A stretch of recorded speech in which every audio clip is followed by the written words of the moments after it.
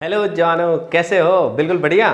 तो भाई साहब, हम लोग करंट इलेक्ट्रिसिटी पढ़ रहे हैं और शायद आप अच्छे से सभी चीज़ें नोट्स प्रैक्टिस भी कर रहे होंगे, नोट्स भी बना रहे होंगे। हाँ, अच्छे से मन लगा के कर रहे होगे। नहीं, यदि आप ऐसा कर रहे हो तो जीतेंगे हम, जीत होगी हमारी। प्यारे जवानों, हम करंट इलेक्ट्रिसिटी के topic heating effect of current पे पहुंच चुके हैं। जूल्स लॉ भी पढ़ेंगे हम इसमें, लेकिन इसको आगे बढ़ने से पहले मैं एक छोटी छोटी बातें आपके साथ डिस्कस करने वाला हूँ। बहुत छोटी छोटी, बहुत प्यारी प्यारी बातें हैं। तो प्यारे जवानों, नाउ लेट मी स्टार्ट। तो भाई साहब, आप सबको मालूम है कि लेटस से हमारे पास एक कंडक्टर है। कंडक्टर में आपको मालूम ही है, कंडक्टर में कौन होते हैं साहब? इलेक्ट्रॉन नाम की चीज होती है कि नहीं होती? अरे होती है कि नहीं होती है भाई? होती है। बहुत बढ़िया बात है। ये माइनस है, प्लस है। होता क्या है कि ये पॉजिटिव जो न्यूक्लियस है, एक प्रकार से ये समझ लीजिए कि वैलेंस इलेक्ट्रॉन तो मेटल में घूमते रहते हैं और बाकी का जो अरेंजमेंट वो फिक्स होता है। तो इलेक्ट्रॉन था यहाँ पे, ये घूमा, घूम के आके धैट टकराया। रैंडमली घूम रहा था यदि बैटरी नहीं थी तो। लेकिन जब हमने बैटरी लगाई तो एक बड़ी खास घटना हुई। ध्यान से समझना, हमने बैटरी लगा रखी है, बैटरी के कारण यहां पर इलेक्ट्रिक फील्ड एग्जिस्ट कर रहा है। तो इस इलेक्ट्रिक फील्ड के कारण इस इलेक्ट्रॉन पर डेफिनेटली फोर्स लगेगा, और फोर्स लगेगा तो मेरे प्यारे जवानों, फोर्स लगेगा तो होना क्या चाहिए कि इलेक्ट्रॉन का एक्सेलरेशन होना चाहिए। मतलब इलेक्ट्रॉन की स्पीड बढ़ती जानी चाहिए, बढ़ती जानी चाहिए, बढ़ती जानी चाहिए, बढ़ती जानी चाहिए। लेकिन एक्सपेरिमेंट से हमें यह ऑब्जर्वेशन होती है कि भाई साहब ऐसा तो नहीं है कि उसकी स्पीड बढ़ तो नहीं रही, बल्कि एक particular value of given battery पर, बैटरी की जो पर्टिकुलर वोल्टेज है उस पर यदि हम टेम्परेचर और बाकी फैक्टर्स के इफेक्ट को कंसीडर ना करें या उनको कांस्टेंट रखें, तो उस समय हम क्या देखते हैं कि इलेक्ट्रॉन्स जो हैं उनकी एक कांस्टेंट ड्रिफ्ट स्पीड होती है। मतलब उनकी जो वेलोसिटी है डेफिनेटली वो इंक्रीजिंग तो है, लेकिन ओवरऑल इंपैक्ट सबका एक कांस्टेंट की तरह से ट्रीट होता है। वो इंक्रीजिंग कहां से कहां है वो मैं समझाता हूं। जैसे कि एक इलेक्ट्रॉन था, इलेक्ट्रिक फील्ड के कारण मान लो इलेक्ट्रॉन यहां था, मोशन में था वो, डेफिनेटली वो यदि इलेक्ट्रिक फील्ड नहीं होता, बैटरी नहीं होती, तो मान लो वो ऐसे जा रहा था, इससे ऐसे टकराता।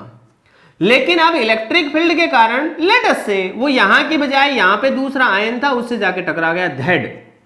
तो यहां से टकराया, फिर मान लो वो इधर गया, इससे टकराया।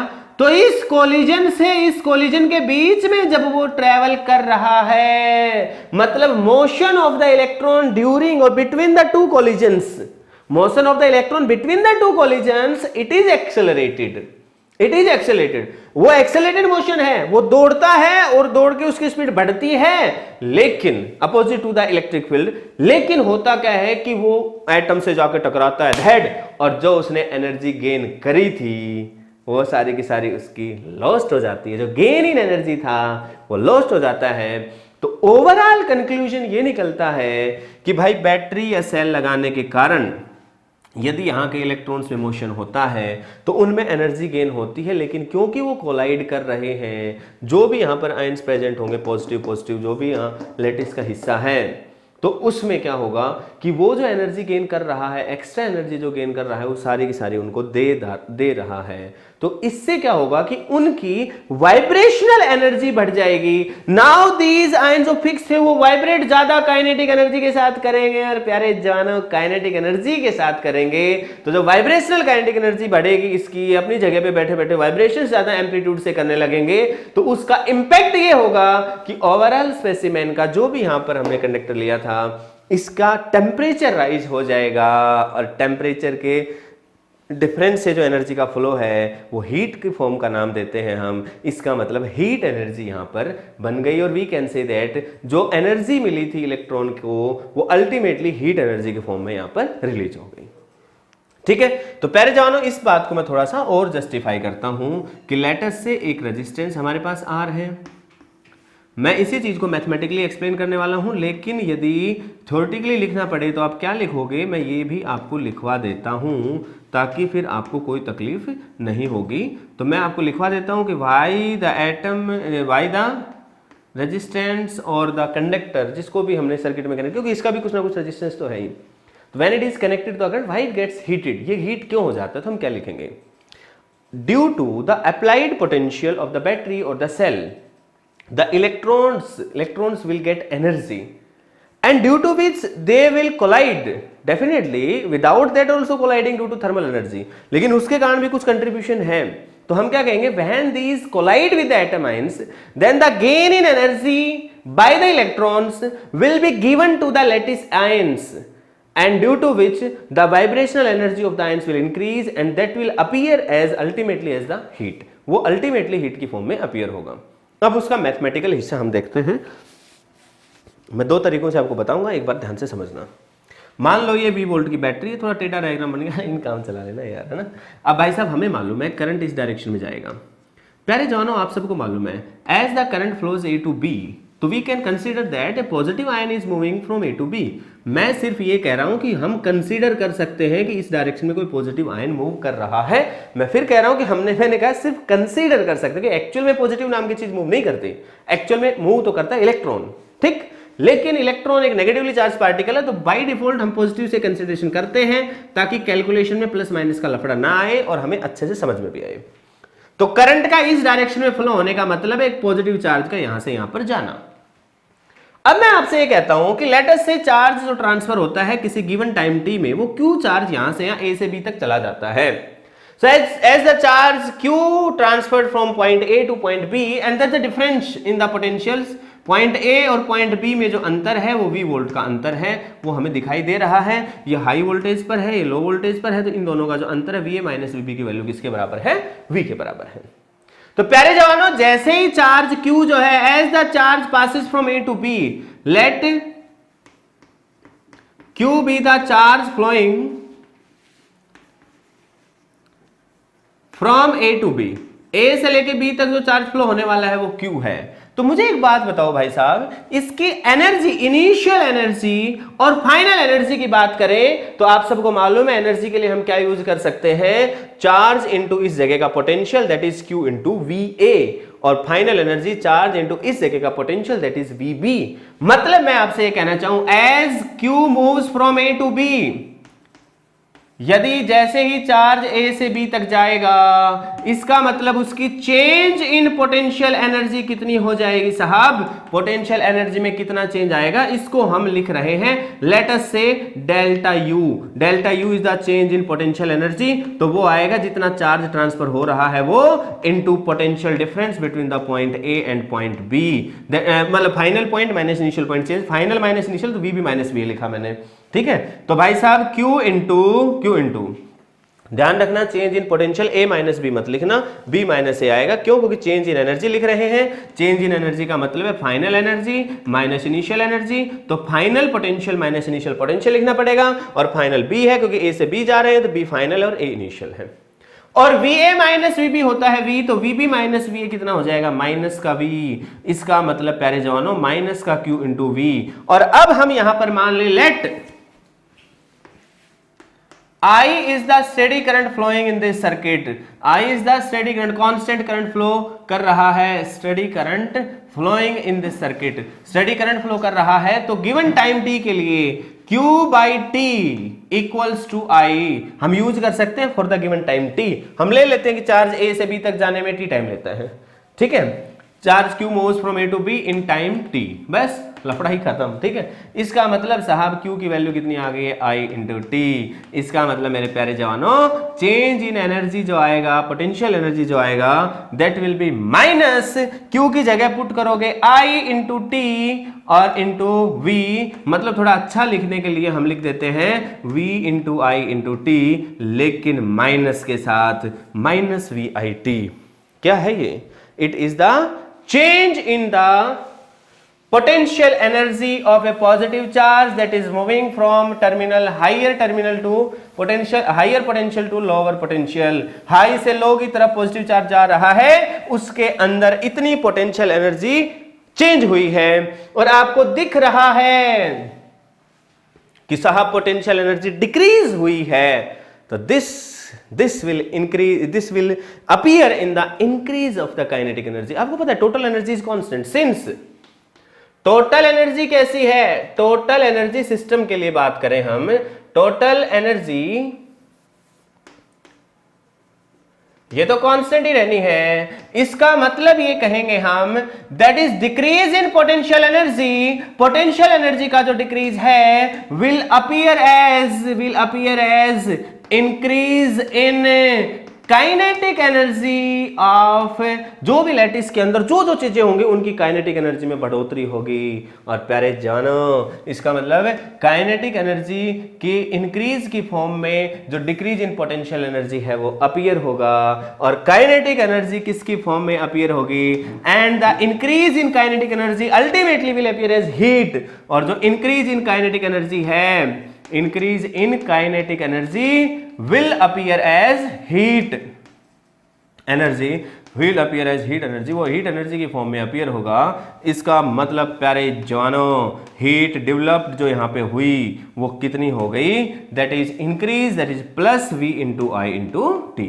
ये नेगेटिव साइन तो डिक्रीज को शो करता था, लेकिन यहां पर तो हीट डेवलप हुई है, इंक्रीज इन काइनेटिक एनर्जी के बराबर है, और इंक्रीज इन काइनेटिक एनर्जी कितनी है, वी आई टी। तो मैंने यहां पर सिर्फ मैथमेटिकली ये समझाने की कोशिश करी कि भाई साहब हीट डेवलप्ड क्यों हुई और कितनी हुई। प्यारे जवानों समझ में आया हीट डेवलप कैसे हुई, उसके पीछे का कारण क्या है, उसके पीछे का लॉजिक क्या है, ध्यान से समझ लेना इस बात को। तो यहां पर जो हीट डेवलप्ड हुई है that is v into I into T. What is v? It is the potential difference between the points जहां से जहां करंट फ्लो करके गया है। That is I is the current and t is the time for which this is flowing. जितने समय तक current flow कर रहा है वो समय है। क्लियर होगी, कोई डाउट तो नहीं है। तो हीट डेवलप का एक रिलेशन आ गया है। अब इसी रिलेशन को हम लोग चेंज करके लिख दें तो हम क्या लिख सकते हैं, हमें तो मालूम है V equal to I into R होता है। इसका मतलब जो हीट डेवलप्ड होगी जो कि वी आई टी थी, तो इसके अंदर V की जगह हम क्या लिख देंगे, I इंटू आर, और ये I इंटू टी हो जाएगा। तो कुल मिला के आई स्क्वायर आर इंटू टी। प्यारे जवानों एक रिश्ता ये रहा, एक रिश्ता ये रहा, और इसके अंदर हम I को रिप्लेस कर सकते हैं। देखो ये रिश्ता V और I दोनों में था, ये रिश्ता I और R में है। अब एक रिश्ता V और R का बना लेते हैं, तो हम इसको ऐसे लिख सकते हैं I equal to V by R. इसका मतलब H कितना हो जाएगा, V का स्क्वायर करेंगे, I का स्क्वायर करेंगे तो R से R कट जाएगा। इसका मतलब H की वैल्यू आ गई है V square upon R into T. मतलब कुल मिलाकर हीट के तीन रिश्ते हो गए, V into I into T equal to V square upon R into T equal to I square into R into T.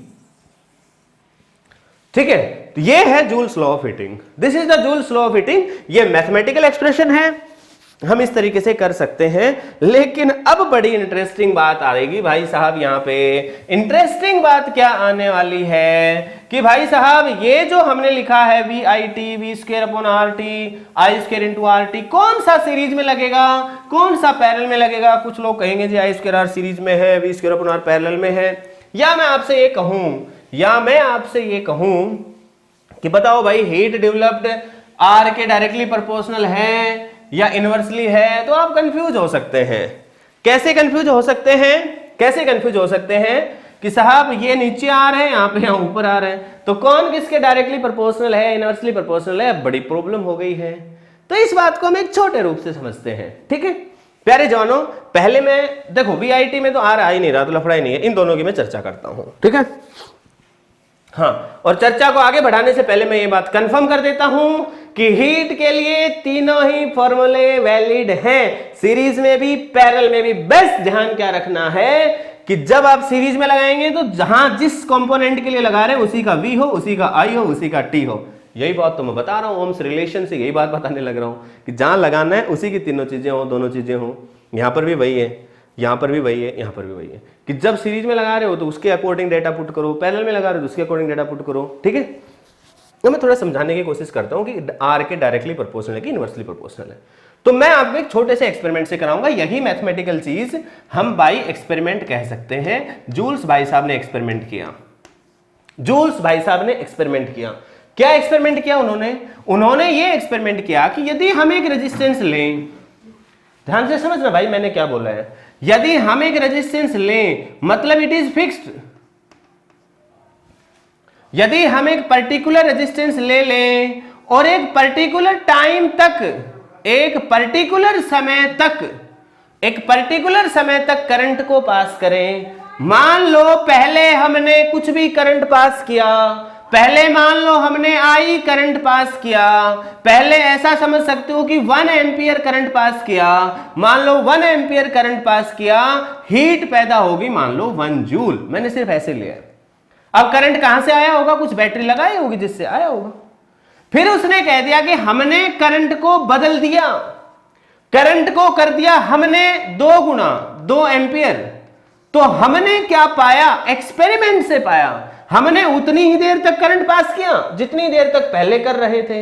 हम उसी रेजिस्टेंस में से करंट पास कर रहे हैं जिसमें से पहले कर रहे थे। मतलब रेजिस्टेंस फिक्स है, मतलब टाइम फिक्स है। तो हमने क्या पाया कि जो हीट पैदा हुई है वो करंट के स्क्वायर के प्रोपोर्शनल है। मतलब ये 4 गुना हो गया था। ये एक्सपेरिमेंट से हमें फाइंड आउट हुआ। That is heat produced in a given resistor is directly proportional to the current flowing through that for R equal to constant and T equal to constant. मतलब R को यदि constant रखते हैं, time को यदि constant रखते हैं, सिर्फ करंट को बदलते हैं तो हीट करंट के स्क्वायर के साथ प्रोपोर्शनल होती है। मतलब हम ये कह रहे हैं कि उस करंट की वैल्यू के साथ R और T नहीं बदल रहे। अब की बार हमने क्या किया? हमने साहब I का रिलेशन तो पता चल गया। अब हम बराबर एक मान लो शुरू वाला एम्पियर ले लिया हमने 1 एम्पियर। अब हम इसको फिक्स कर रहे हैं, करंट फिक्स पास कर रहे हैं। अब करंट कैसे पास करोगे? वो बैटरी मेंटेन करोगे, बैटरी लगा के आप मेंटेन कर रहे हो। कितने वोल्ट की लगा रहे हो हम उस पर चर्चा ही नहीं कर रहे, ठीक है? वो तो आप कर सकते हैं चर्चा, मैं बाद में बताऊंगा। अभी आप पहले समझने पे ध्यान दो। मैं ये दूसरा मेथड करा रहा हूं बाय एक्सपेरिमेंट, ठीक है? आप पेपर में ए भी लिख सकते हैं। यदि डेरिवेशन पूछा तो पिछला लिख दें, अच्छा है। याद नहीं है तो ये लिख दें कम से कम, हाँ? लेकिन ध्यान रहे H is proportional to by experiment H is proportional to I square for R constant and T constant. And हमने क्या देखा कि H जो है वो प्रोपोर्शनल है R के। मतलब कब है R के प्रोपोर्शनल? अब बात समझने की है भाई। R के प्रोपोर्शनल तब है जब इसमें से करंट I की जो वैल्यू है वो कांस्टेंट फ्लो कर रही हो और टाइम को भी हमने सेम ले रखा हो। इस बात को आप ऐसे समझिए कि यदि मैं यहां पे 1 ओम का रेजिस्टेंस लूं, पहले मेरे पास 1 एम्पियर का करंट आ रहा था। यदि मैं यहां पर करंट को फिक्स रखूं, मतलब अब भी 1 एम्पियर ही रखूं, लेकिन मैं 1 की बजाय 2 ओम ले लूं। अब भाई मैंने यहां पर बैटरी की पोटेंशियल को कांस्टेंट नहीं रखा। यदि मैं यहां बैटरी के पोटेंशियल डिफरेंस की वैल्यू को कांस्टेंट रखता तो करंट घट जाता जैसे रेजिस्टेंस बढ़ता। यदि मैं फिक्स बैटरी लगाता तो रेजिस्टेंस के बढ़ने से करंट तो कम हो जाता। लेकिन मैंने क्या कहा? मैंने इसको फिक्स नहीं रखा है, मैंने इसको फिक्स रखा है करंट को।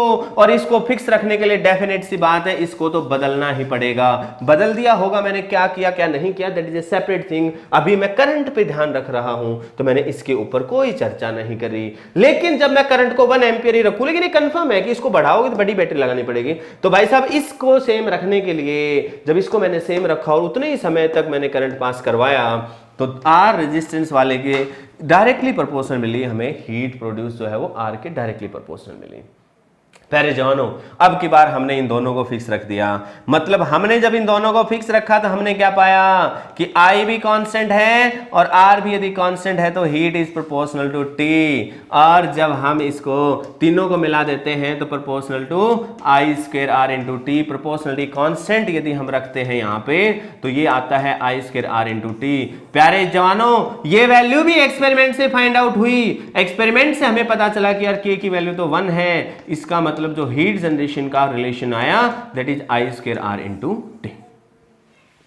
आप सारी वैल्यूज को ऐसा सिस्टम में पुट करिए, आंसर जूल में आएगा। आप यहां पर दोबारा से वही बात लिख सकते हैं कि यदि V की वैल्यू इसको रिप्लेस कर दे V equal to I into R वाले रिलेशन से, I equal to V by R से, तो आप पाएंगे कि तीनों रिश्ते यहां पर आप इजीली फाइंड आउट कर सकते हैं। कहने का मतलब है कि SI सिस्टम की बात करेंगे तो I square R T equal to V square upon R into T equal to V I T, ये रिश्ता लग गया है। दो मेथड से सीखा हमने। यदि सीजीएस सिस्टम में बात करना चाहोगे, यहां पर आंसर आएगा जूल में, ऐसा यूनिट है जूल, तो जूल में आंसर आएगा। और यहां पर हीट के लिए कैलोरी यूज कर रहे हैं हम, तो यहां पर जो आंसर आएगा इसमें आपको क्या करना पड़ेगा, याद होगा आपको जो आंसर आया था जूल वाला, उसी को किससे भाग कर दो, 4.18 से। आप अप्रोक्सीमेट करने के लिए 4.2 से भी भाग कर सकते हो, आप समझदार हो, ठीक है। तो सभी वैल्यूज को ऐसे ही इसको भी भाग कर देंगे, V square upon R T divided by यही वैल्यू 4.18, ऐसे यहां पर भी लिख देंगे। तो अब जो आंसर आएगा वो किस में आ जाएगा, कैलोरी में आंसर आएगा, कैलोरीज में आंसर आएगा। अभी ये बात पूरी नहीं हुई है लेकिन कि रेजिस्टेंस आर के डायरेक्टली प्रोपोर्शनल इनवर्सली प्रोपोर्शनल है। एक बात हो चुकी प्रूफ ये कि आर के डायरेक्टली प्रोपोर्शनल कब है, जब आई कांस्टेंट है। बात समझ में आई? तो आई कांस्टेंट है। अब यहां पर बड़ी इंटरेस्टिंग बात आती है, सीरीज में करंट कांस्टेंट होता है। जैसे कि मैं एक सर्किट ड्रॉ करूंगा आपके लिए, ठीक है, मैं एक सर्किट आपके लिए ड्रॉ करने वाला हूं। लेट अस से मैंने ये कहा एक रेजिस्टेंस ये है, एक रेजिस्टेंस ये है, ये R1 है, ये R2 है। मैंने दोनों के अक्रॉस कोई वोल्टेज लगाया, मेरे को मालूम नहीं कितनी वैल्यू लगाई, लेकिन इधर से करंट तो आ ही जाएगा दोनों में। तो इसके अक्रॉस हीट आएगी H1, इसके अक्रॉस आएगी H2। टाइम मैंने सेम लिया, तो H1 की वैल्यू कितनी आएगी, I square into R1 into T. H2 की वैल्यू कितनी आएगी, ये भी I square into R2 into T. अब मुझे मालूम है कि दोनों जगह पे आई सेम है, तो मैं यदि इस रिश्ते को यूज करता हूं आई स्क्वायर आर टी को, तो मैं ये बताने में सक्षम हूं यहां पे कि यदि मान लो R1 बड़ा है R2 से, ये वैल्यू बड़ी है, तो सीधी सी बात है H1 भी बड़ा हो जाएगा H2 से। अब ये नहीं है, मान लो सीरीज में मैं इस रिलेशन की बजाय मैं ये लगाता H1 equal to V square upon R into T लगाता, तो मुझे ये ध्यान रखना होता कि इसके अक्रॉस V1 है, ये R1 है। H2 लगाता तो वो लिखता V2 square upon R2 into T. अब प्रॉब्लम ये आती कि T तो कट जाता, कोई बात नहीं, लेकिन V और V बराबर नहीं होते, सीरीज में V बराबर नहीं होता। ये बात सर्किट सोल्विंग में बहुत बार बताई है मैंने, ठीक है। तो इसका V कुछ अलग होगा, ये कुछ V1 होगा, ये कुछ V2 होगा। यदि ये दोनों बराबर है तो डेफिनेटली ये भी बराबर हो जाएंगे, that is a separate thing. फिर तो पूछेगा ही क्यों, जब दो रेजिस्टेंस बराबर है तो बराबर हीट पैदा होनी है। तो जब वो पूछता है, कंपैरेटिव करता है, तो क्या ये फॉर्मूला लगाना गलत है? गलत नहीं है, लेकिन लेंथी है। इसमें आपको V1 V2 फाइंड करके रखना पड़ेगा, इसमें कुछ नहीं करना पड़ा। करंट सेम था, कट गया, तो सीधा R1 R2 से फैसला हो गया। मेरी बात समझ रहे हो कि नहीं? सेम चीज पैरेलल में होती, सेम चीज यदि हम पैरेलल की बात करते, ये R1 है, ये R2 है, यहां पर कुछ पोटेंशियल डिफरेंस लगाया हमने, मान लो इस पे लगाया V, तो सीधी सी बात है यहां भी यहां भी, लेकिन अब की बार करंट डिफरेंट जाएगा दोनों में। तो अब की बार यदि ये लिखना चाहोगे सीरीज वाला, तो इसके लिए H1 लिखना चाहूंगा मैं, तो लिखूंगा I1 स्क्वायर, चलो मैं I1 इसको ले लेता हूं, I2 इसको ले लेता हूं, तो I1 square R1 into T. H2 को लिखना चाहूंगा तो क्या लिखूंगा, I2 square R2 into T. मैं डिवाइड करूंगा तो प्रॉब्लम फिर वही आ जाएगी कि I1 I2 नहीं कटेगा। अब पैरेलल में ये लगाना गलत नहीं है, पैरेलल में इसको सॉल्व करना थोड़ा सा लंबा पड़ेगा, थोड़ा सा लेंथी पड़ेगा। तो पहली बात अपने माइंड से निकाल दें कि ये सीरीज का फॉर्मूला पर सारे फॉर्मूले कहीं भी लगा सकते हो, बस उस जगह की सारी वैल्यूज पुट करनी है। अब बात आती है कि जी यदि H equal to V square upon R T है, यदि V की वैल्यू फिक्स है, मतलब यदि हम वोल्टेज को फिक्स कर दें, if the V is fix then H is inversely proportional to R। मेरी बात को अच्छे से समझ लेना। लेकिन मैं कहता हूं इफ I इज फिक्स तो H is proportional to R, क्योंकि I फिक्स है तो I स्क्वायर आर टी लगाओ, V फिक्स है तो V square upon R T लगाओ।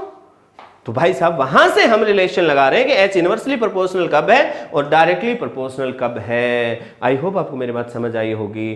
किसी तरह का कोई कंफ्यूजन है क्या? है तो बता दो एक बार। हाँ तो भाई साहब दोबारा से मैं एक बात बता देता हूं, H के जो रिलेशंस हमारे पास हैं, H is equal to V I into T equal to V square upon R into T equal to I square R into T. आपसे कोई पूछता है कि ये डायरेक्टली प्रोपोर्शनल है, इनवर्सली प्रोपोर्शनल है H के, तो H और R आपस में कैसे प्रोपोर्शनलिटी है? तो आप हमेशा ध्यान रखना, आप हमेशा ये कहोगे कि यदि V फिक्स है तो इनवर्सली प्रोपोर्शनल है।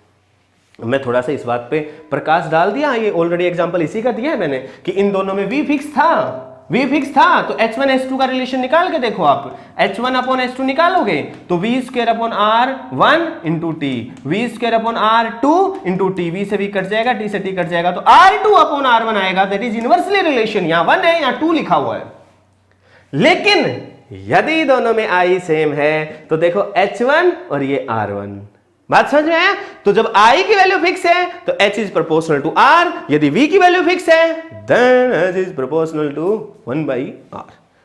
ठीक है, मतलब v is fix then h is inversely proportional to r, एक ही बात। ठीक है, तो प्यारे जवानों, आई होप आपको मेरी बातें समझ में आई। अगली क्लास में फिर आपसे मुलाकात होगी। अभी तो बहुत सी क्लासेज अपने को करनी है, इस पे हिटिंग इफेक्ट बहुत इंपॉर्टेंट है, तो हम धीरे धीरे करते चलेंगे, लेकिन ये बेसिक पार्ट था। ठीक है, इसके जस्ट बाद हम पावर करेंगे और फिर हम आगे चलेंगे। ठीक है, तो गुड बाय, टेक केयर।